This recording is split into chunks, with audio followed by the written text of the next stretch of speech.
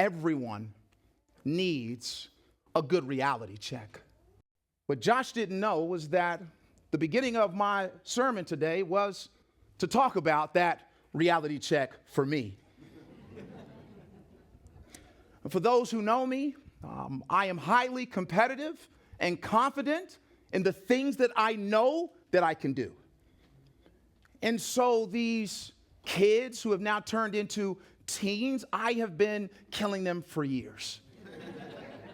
Anytime that we get an opportunity to race, I'm racing, I'm going to dust you, and I'm going to let you know.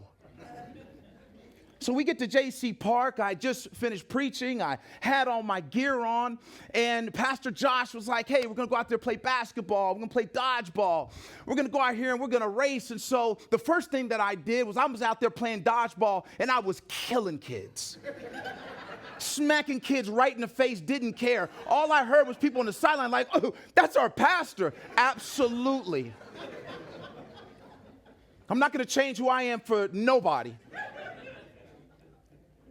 And so Josh said, hey, we're going to race. I'm good, but there's overconfidence as well. And, you start to think, I used to laugh at those guys that they would go to the gym and they would have, bands on their knees and they're stretching. I'm like, you don't need to be out here. So I felt like I'm not going to stretch. I ain't about to have people looking at me like that. And so they laugh and giggling. We got everybody here. So we ran the first one. See, what you saw was the second one.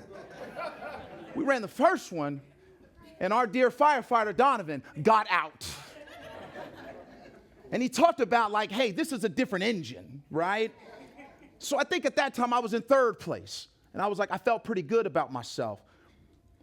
But if you're a competitor and if you're an elite competitor, look, I used to play professional football. I'm like, I gotta finish number one. That was just the warm-up. So a few minutes later, we all get back on the line. Lonnie gets next to me. I'm just like, yeah, I want you right here. Got Alfred right here. I see my daughter down there. Now she's getting up there. But I noticed Donovan wasn't running because he was smart. He was smart. We get on that line, and I'm here. Everyone past 30 understands what I'm about to say. Reality comes at you fast when you are running slow. And it was like a checklist of things just started popping off, like hamstrings getting ready to go, groins getting ready to go, hip flexors getting ready to go. Start to calm this thing down. Do not try to stride. Because my daughter saw the video last night and she was like, Dad, why do you feel like look like you're pulling up? Because I am. And all of a sudden, like, reality hit me fast. And it was like, when somebody's going fast, you feel the wind? She was under that pneuma spirit. It was, whew.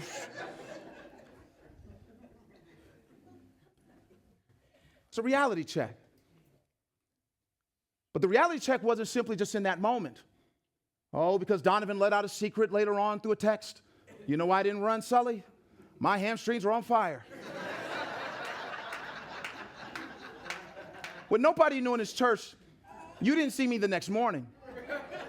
I was hurt. I was so hurt. I told Steve right afterwards, I said, I retired. It's my last time. I said, when I came to church a Good Friday, they let me have it. We all need a good reality check every once in a while. There's reality checks from an athletic standpoint, a physical standpoint, but then there's reality checks in regards to life. I think about bringing my daughter home for the first time. That was a reality check. Up until that point, I did all the classes, changed the diapers. I felt very confident. I didn't know too much about that car seat. I was just hoping that as we were in the slow lane on the highway that nothing was going to come apart. But it was the reality check that you are responsible for someone. But then there's other reality checks. And it's the reality check when you understand that death is real. I was 15 years old, watching a fight in Wichita, Kansas. A kid pulls out a gun, shoots and kills my friend right in front of me. And then he turns the gun on me and shoots me point blank range 3 times.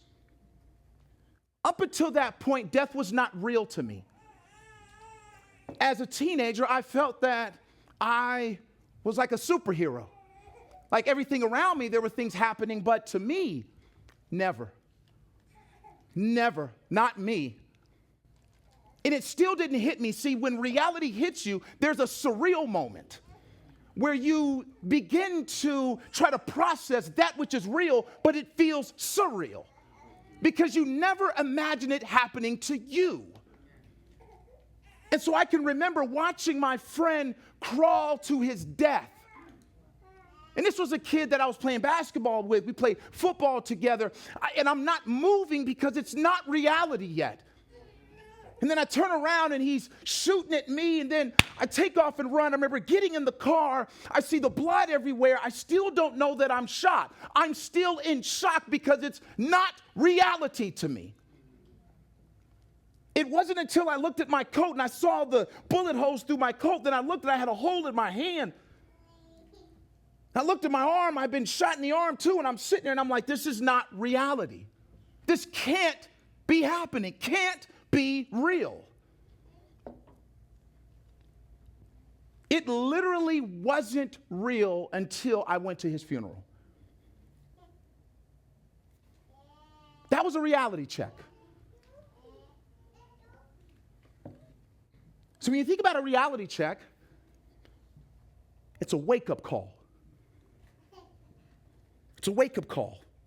It corrects any misconception that you had about reality. It corrects it. It's a moment of clarity that this is real. The Apostle Thomas, not doubting Thomas, the Apostle Thomas was about to get a reality check.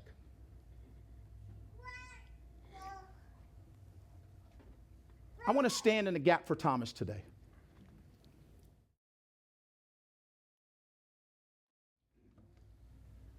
We sometimes think of this account, and all we seem to say is that Thomas is the doubting one. But yet when he's introduced in the text, he's introduced as one who wasn't there at the previous appearance of Jesus, but he's also identified as one of the 12. He hadn't gone apostate. But if you go back in the book of John, you get a sense of who Thomas really is.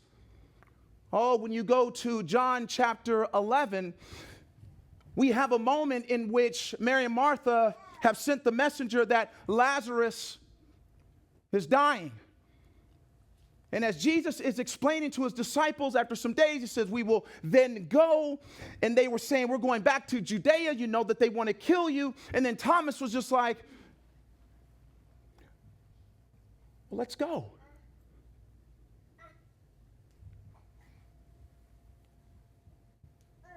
Whether we die, whether we live, we're with Christ. Well, I'm summarizing what he's saying.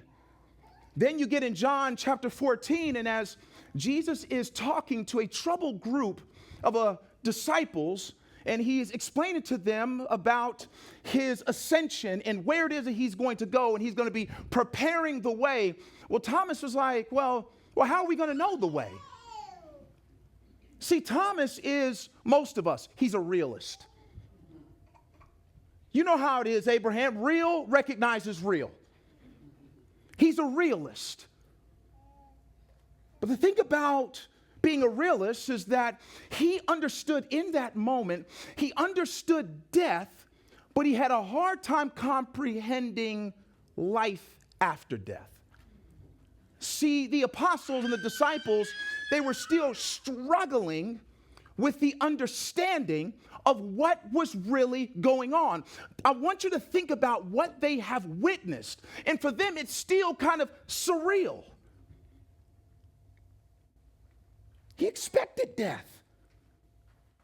But he was hesitant in his faith when you begin to talk about the resurrected life of Jesus. There was hesitation. And there ought to have been, if we're being honest. I think arrogantly we go back into the text and it's just like, why didn't they believe? Do you realize what they saw? You know, I preached a sermon a couple of weeks ago, and the sermon title was, "It Was All Good Just a Week Ago." Can you imagine what they saw within 2 weeks? What they saw within 2 weeks, you would need therapy for the rest of your life. And yet we bash Thomas. Thomas simply just rejected the eyewitness testimony of the resurrected Christ. That's what it was. Let's go back here to verse 24 through 25, because Thomas really wanted to check reality. It says, "Now Thomas, one of the 12, called the twin, was not with them when Jesus came. So the other disciples told him, 'We have seen the Lord.' But he said to them, 'Unless I see in his hands the mark of the nails, and place my finger into the mark of the nails, and place my hand into his side, I will never believe.'" Let me add on to this. I will never believe that Jesus was resurrected. It's a very localized unbelief, because he's introduced as what? One of the 12. You know what he did? He had a crisis moment. You ever have those crisis moments? Now let's just be honest, okay? Some of you who are here today won't be back until next Easter. Let's just be honest. Okay, let's not fool one another. We're not here to sell you Christ so you come back next week. That's not what it's about. Some of you guys got invited, and it's just like, well, I got to come for Easter. We get that. And we love you still. But what I'm saying here is that as Thomas wanted to check reality, he wasn't checked out, he was bummed out. He does what some of us do when things don't go according to plan. We isolate. And we suffer alone. See, some of us call it church hurt. Something happened, so you don't go anymore because what? Thomas missed the church meeting the week before. Why? He's still trying to figure out what's going on. And he's by himself, and the disciples have to come to him. So you're getting a kind of a state of mind for him where it's just like, well, basically, unless I see it, I'm not going to believe it. He had his non-negotiables. That the risen Christ had to meet certain criteria and conditions. The interesting thing is that every single one of us have some non-negotiables. Every single one of us.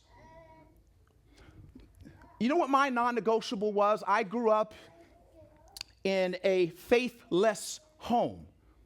My non-negotiable, what was causing my hesitation and what was the hindrance for me, is because I had my eyes on the people of Jesus and not Jesus. So for me, I'm like, well, no one's actually living it out. So if nobody's living it out, I don't want to give my life to Christ. If it's all about the hooping and the hollering, the falling out, the wanting my money, the demon-possessed people, like all of it's all. I just want to live. And I just want to live with purpose. But I wasn't seeing anybody living it. That was my non-negotiable. For some of us, you have non-negotiables in regards to your church attendance. It's got to be an all-black church, an all-white church. Well, they've got to have Spanish translation. Well, they've got to have a choir. Well, we've got to have all women. We've got to have all men. You have your non-negotiables. Everyone does.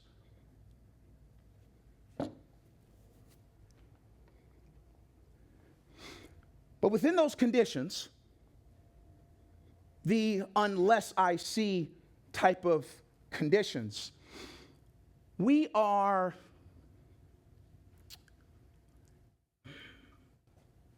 hit with the reality that doubt is common, but unbelief is condemnation. Do you know why doubt is common? Because we're limited in our understanding. And if there is true desire and hope, you're going to wonder, aren't you? Doubt is common. That's okay. That's okay. Think about it. That's why Christ wants you to pursue. He wants you to know. But unbelief, you have to understand now, doubt is, I want to know, I just need a little something more, right? Unbelief is, I reject it all. Unbelief is why there will be eternal condemnation, not doubt. Not doubt. But if you let doubt go too far without actually wrestling with it, it will turn into unbelief. It will. He just lacked evidence, but he wanted his evidence to travel through the channel of his quote-unquote scientific methods. It must meet the standards of my justification for his resurrection in order for it to be real. The problem is that revelation is not something to be solved. It's not something to be solved. You could create all of these different methods that you want to, and what happens is that you're bypassing the supernatural reality that if we are dead in our trespasses, the Spirit of God has to awaken and quicken the spirit for dead people to hear and to understand. So if you believe right now that Christ has to jump through the hoops and you're going to logically understand by some academic exercise, you will miss the risen Christ. You will fall in love with the historical Jesus, but you won't know the supernatural reality of the resurrected Christ. He had what I would term localized doubt, not a universal disbelief. All of us have right now. Remember, I talked about we're limited, right? All of us have in our faith localized doubts. There are areas, there's things that we've talked about before. I said, if you were to sit in on a typical pastoral meeting between Pastor Josh and I guarantee you would think that we're unbelievers. Why? Because we are willing to wrestle, to not assume, because we're not gullible, we're not naive. Our faith is a faith to be examined. So what we do is we spend time taking it apart. And then the Spirit of God just brings it right back together and strengthens our faith. See, when you have localized doubt, let me give you an example of what I mean by this. You may have someone that was a great teacher, right? Think about your best teacher that you ever had, right? And you've got, you always serve me, Miss Vernice. I think you just want to get on video sometimes. Anyway, I'm just messing with you, Miss Vernice. But if you think about the best teacher that you ever had, and you think about how they made you enjoy learning, right? But you really question how they grade. Right? Like you get the paper back, you're like, come on now. Like I put my best work in.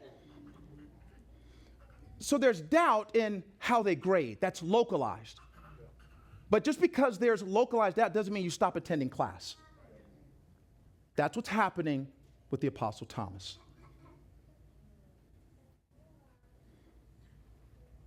He had a faith crisis. Thomas wanted to check reality. but Jesus was about to give him a reality check. Let's go to verse 26. I'm going to read here from the screen. 8 days later, his disciples were inside again, and Thomas was with them. All of the doors were locked. Jesus came and stood among them and said, "Peace be with you." Then he said to Thomas, "Put your finger here and see my hands, and put out your hand and place it in my side. Do not disbelieve, but believe." Thomas answered him, what did he say? "My Lord, my God." My Lord, my God. Oh, be careful when you ask for a reality check.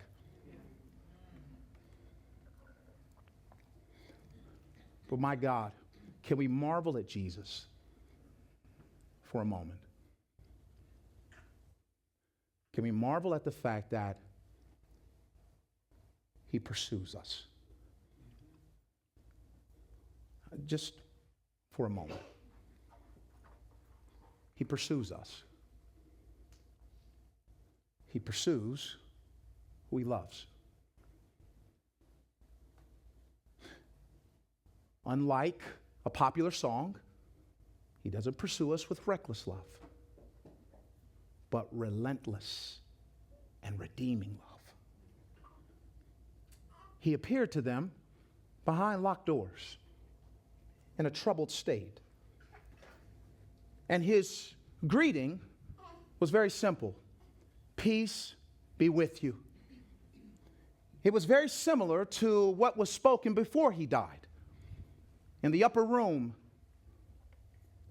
And he says that when I go, that my peace will be upon you. I will leave my peace with you. And he greets them, "Peace be with you." Basically, let me say it this way. I'm not giving you the smoke today. I know some of you have doubted. I know some of you are uncertain. But this is not my second coming. Peace be with you. And the peace that you have behind these locked doors is the peace that you have in me. The peace that you have in me. So he's doing the exact same thing that he did for the disciples a week prior. And now what's happening is that there's becoming this moment of verification and confirmation for the apostle. But let me remind you, that's why I said just to settle on this loving pursuit. Jesus doesn't owe us a special appearance. This is by grace alone. He doesn't owe some special appearance like, gotta show up today. He doesn't owe us that at all. At all. But his appearance is costly for everyone because he welcomes examination, but it comes with an expectation. This examination is costly. It's costly because he's showing in the same way now that he reveals himself through his word, through his church. We have obviously the general revelation leading us to the understanding of who Yahweh is and the special revelation of Christ. We have that. But he's not appearing for us to window shop. Oh, that's nice. Oh, that's great. No. Examining Jesus comes at a cost. The cost is you must respond. You must. He said, this isn't for show. This is for submission, surrendering, not for us to suppress what he's revealed, which most of us are doing.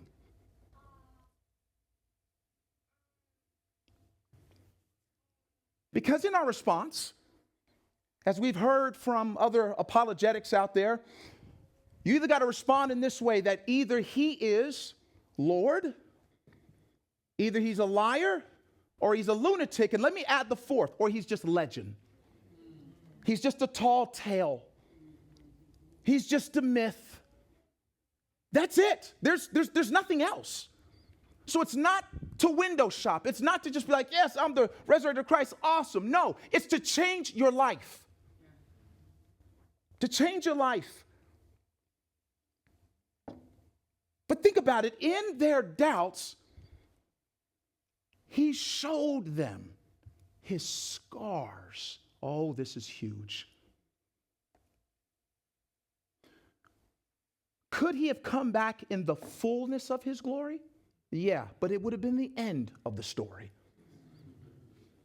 What we are reading is not the totality of his glory. If you want to see the totality of his glory, which I guarantee you, you don't.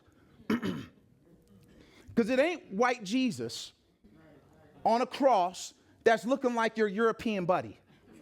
Just being honest. That's not the Jesus. When we talk about Jesus, that's not the Jesus we serve. That is not. I don't know who that dude is. Okay, let's just be honest. I don't want you walking away like, oh, this. No. But what I'm saying is that in showing the scars, I'm showing you the ugliness of discipleship. You've got to be willing to accept the scars before the glory. He could have just come back in his resurrected self and there would have been no scars, no nothing. Resurrected body. But I'm going to tell you right now, when he comes back in that way, that is the Lion of Judah in the totality. You want to read about him, go to the book of Revelation. But he has not yet ascended to the Father. And so he's allowing for the disciples, touch my scars. It's real. But in this resurrected form, know that there is glory and joy on the other side. Oh, but he says this as well. He says, do not disbelieve, but believe. Because a true reality check demands a retraction. Oh, because what did he say before? What did he say? Well, unless I do this, unless I do that, I won't believe. And what he's saying is that now you have the truth. Retract your statement. Retract it. Because what we talked about before with a reality check corrects misconception, but will we admit it? Will we admit it? Do we have the guts to admit it? Or will we continue to suppress the reality of the resurrected Christ? But check this out. Verse 28, Thomas answered him, my Lord and my God. Thomas got his reality check. See, we give Thomas a lot of flack historically. He is the first disciple to proclaim Jesus not only as Lord, but as God. As God, as the Most High. Yahweh in the flesh. He's the first one. This is what happens when preachers preach sermons, and it's these biographical sermons on a guy, and you lose Jesus. And you lose the fact that he is proclaiming the risen Christ. He is having the same experience that the Apostle Peter had when Jesus got on the boat and it was the miraculous catch of fish. And does anybody remember what happened? Peter realized, I am in the presence of the holy. Depart from me, for I am a sinner. Oh, my Lord, my God. Do you know what he's saying here? If Jesus is Lord and he is eternal, living master, what does that make me? His servant. Oh, if he is Yahweh. See, I think we misconstrue when the Bible talks about that in the appearance of the holiness of God, that every knee will bow, every tongue confess. Because let me tell you this, when you are in the reality of the true reverence of God, you can't do anything but that. The terrifying reality that the one who allowed for time, space, and matter to have purpose in him is before you, there is no, oh, I wonder what questions I'm going to ask. You know what you do? You do just like in the military when there was someone of distinguished character in the room. You may not even know what you're doing. You hear. It's a salute. But there's something here behind us. I want you to think about it. We will sometimes demand proof to cover our reservations, won't we? Right? To cover our reservations. Yet when the supernatural reality hits you, will it change your life? You asked for it, now what? That's why I always tell people, they always often will ask me questions in regards to the biblical reality of things. And the question I will give back is, well, if it gets answered, is your life going to be changed? I ain't here to just sit here and go back and forth with you. Like, I got 2 kids, got a wife, right? Like, I don't got time. Is there dinosaurs in the Bible? If I answer it, is it going to change your life? Is it going to cause for you to stop watching porn? Is it going to cause for you to go home to your wife? Is it going to cause for you to take the divorce papers off of the table? Is it going to cause for you to walk away from the meth, the alcohol, and all of the lustful things of the world? Will it do that? Because if it's not, you're suppressing.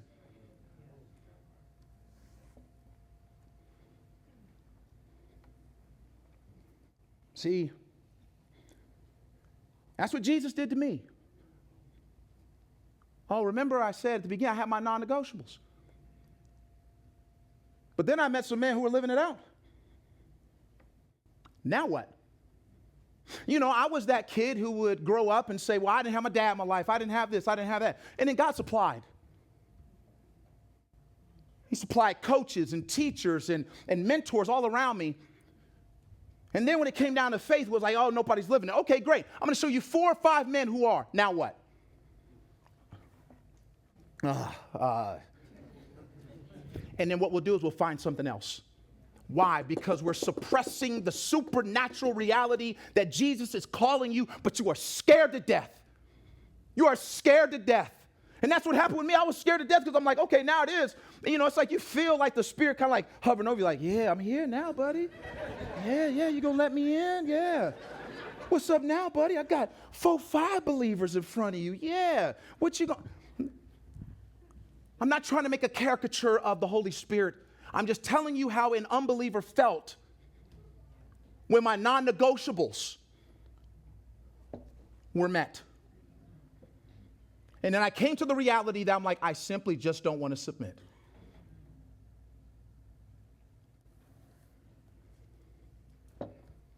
Oh, this is when it gets real good, though.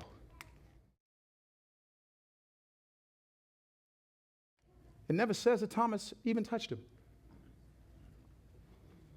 I've been reading this story for years. It never said he even touched him. And this is my, when it's not scriptural, believe this is my opinion. It's based on what Jesus said at the end. What he said at the end, he says, have you believed because you have seen me, not touched? Oh, this messes things up for us. This really messes things up for us. Because watch this. I want you to understand that as Jesus is appearing behind locked doors, let's think about the supernatural reality of that. He didn't just like walk through the door, okay? That's number one. Number two, he's beginning to repeat things that he said prior to his death. That's already discombobulation, okay? Not only that, how did he know what Thomas needed? Have we thought about that? It wasn't like the disciples were meeting with Jesus and were just like, yeah, Thomas says he needed a little bit more proof. Got you.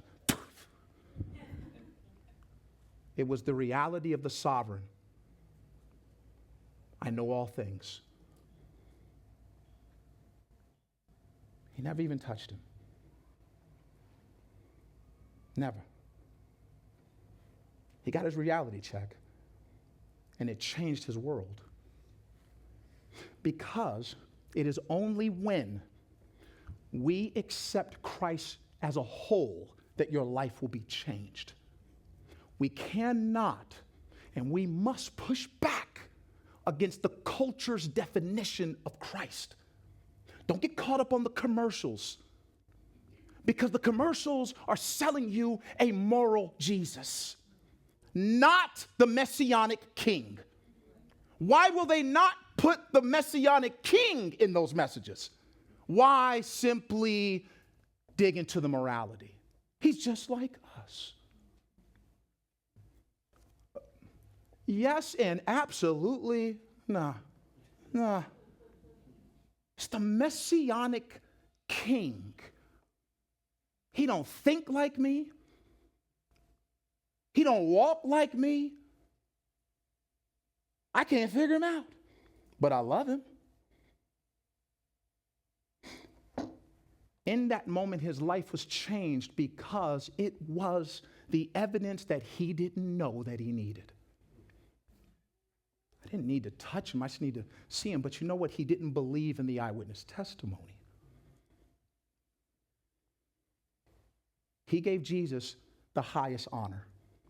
My Lord, my God, the highest honor. You are Yahweh.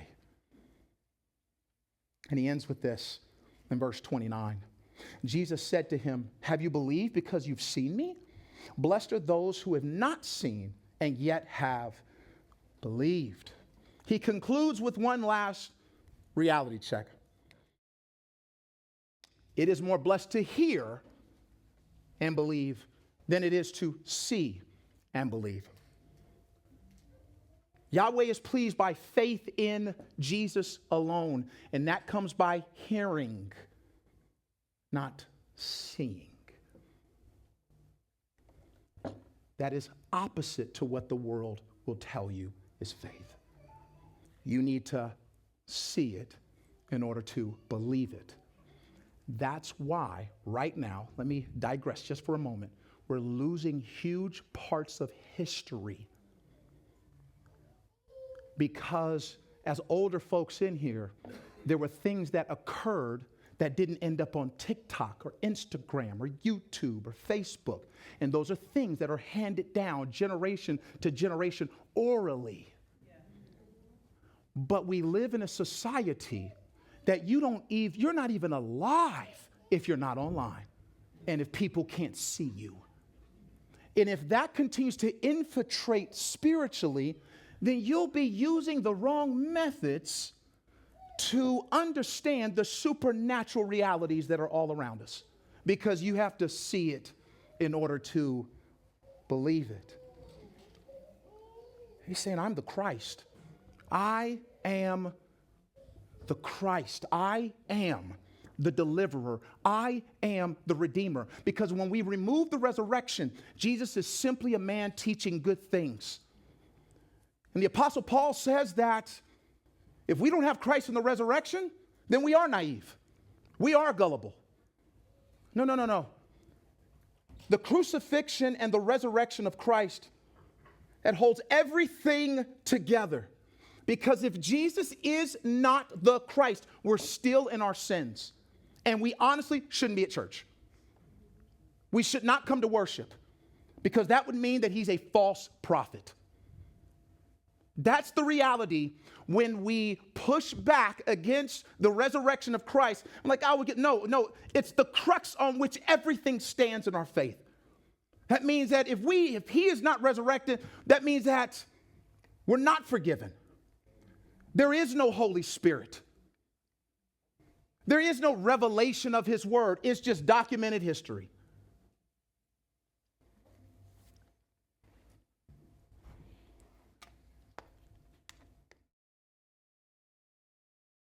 I know what you're saying. I know what you're thinking, possibly. I just need more proof, right? Some of us, this is that surreal part. Some of us believe we need 100% verification to trust in anything. And I'm just going to tell you right now, that is a lie. A lie. Everyone has to believe in something. That's just how we are created. Right? We were created to worship God alone. Sin entered, we got all kinds of things going on. But what I'm sharing with you is that even the seat that you're sitting in, you have to have faith that it's going to uphold you. See, faith is not blind faith. When we're talking about faith, we're talking about biblical faith, a faith that calls you out of darkness, not a faith that keeps you in darkness. That's blind faith. But the way we move is in accordance to his words and his instructions. And so we have to have faith in everything. I've got to have faith that when I sit in that chair, that the integrity and the substance of that chair is going to hold me up. When I get in an Uber, do you have 100% verification that that person's a great driver? I'm going to be honest with you. When I get into that Uber, I'm texting my wife, letting them know I might die. You guys think I'm playing. I'm being dead honest. Hey, this is where I'm at. They're driving kind of crazy. This might be it. I love you. Right? Because I want to have like that eulogy. It's like the last text I got from my husband. He said he loved me. Right? When you get on the plane, do you get 100% verification that there's even a pilot in there? No. But you sure get on, put your headphones on, and watch whatever movies that you can't afford on your own. Do you have 100% verification that your kids are actually learning something at school? Do you have 100% verification that when you send your kid off to college that they actually went to class? Do you have 100% verification that the next pill that you take is actually the pill that you're supposed to be taking? And that the pharmacy didn't get it mixed up, but you still take it. But then when it comes to Jesus, we change the rules. That's the suppression. We change the rules for Jesus. We don't apply that standard to anything else in life. But when it comes down to Jesus, I need a little bit more than 99.9. Need that hundo.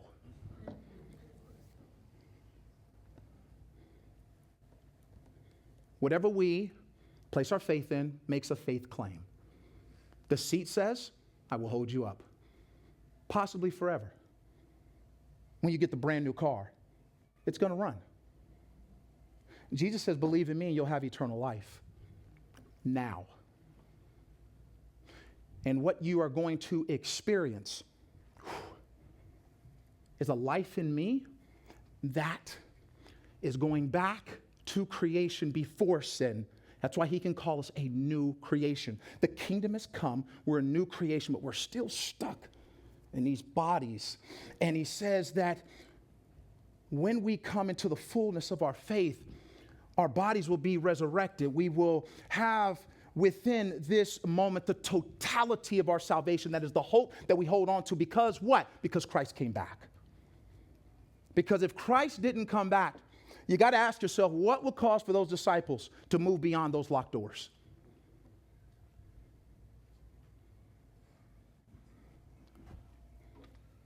Church, we need a reality check, don't we? We need a reality check.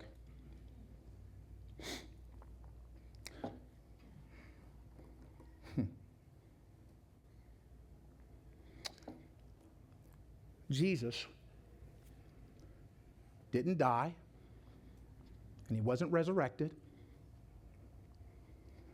for us just to show off new duds on Resurrection Sunday. Jesus didn't die and was resurrected so we can show off a really nice building.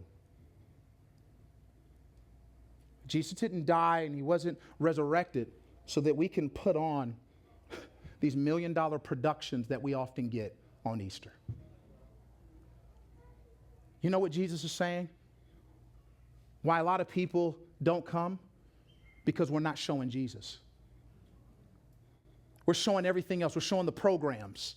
We're showing the ministries. We show diversity. We show all these things. And we leave Jesus beyond because we don't think that the real power resides in Jesus, but in us. The church needs a reality check. I told you I was going to make my way back to this. That's why it's significant, Will, significant, that when Jesus reappeared, hear me, church, when he reappeared, He didn't show them the glory first. He showed them the scars. I wish the church would do that. We're too busy trying to be perfect. We're too busy trying to condemn everybody who doesn't meet our standards of morality. We're too busy doing all of that. And nobody wants to show scars. Nobody wants to show that the person sitting right next to you is the same. And that we're all in need of the glory of God through Christ. We're all in need of the sufficiency of his grace. But the church won't show the scars. We want to show perfection and we want to give a production, but we don't want to show the power. That's why it's called Resurrection Sunday. Resurrection Sunday is every Sunday. Resurrection Sunday, that's Monday, that's Tuesday, that's Wednesday. Because why? We're living the resurrection. Not producing it on Easter.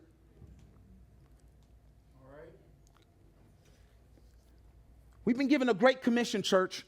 Show your scars and show the glory in Christ Jesus and why we still have hope. That's what we do. You want to win people for the gospel? You know what it is? It's when people figure out, like, man, you're just like me, a sinner in need of the grace of God. But the skeptic who's here today, you need a reality check too. Jesus isn't Maximus. Are you not entertained? He's not Maximus here. You're not going to be able to isolate and figure it out on your own. You're not going to be able to. Jesus isn't somebody to be figured out. He's somebody to be revealed. That's a supernatural work.